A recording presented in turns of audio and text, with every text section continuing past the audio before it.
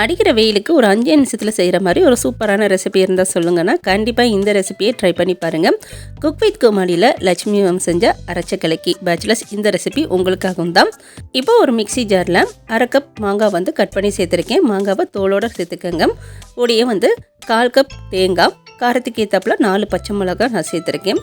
கூடயே 1/2 டீஸ்பூன் சீரகம், இதுக்கு தேவையான அளவு உப்பு சேர்த்துக்கலாம். கூடயே 2 டேபிள் ஸ்பூன் போல் புளிப்பில்லாத தயிர் வந்து நான் சேர்த்துக்கிறேன். இதுக்கு தண்ணி எதுவும் தேவைப்படாது, தேவைப்பட்ட கொஞ்சமாக மட்டும் சேர்த்துக்கங்க. சேர்த்துட்டு இந்த அளவுக்கு கொஞ்சம் திக்காக வந்து நம்ம அரைச்சி எடுத்து வச்சுக்கலாம்.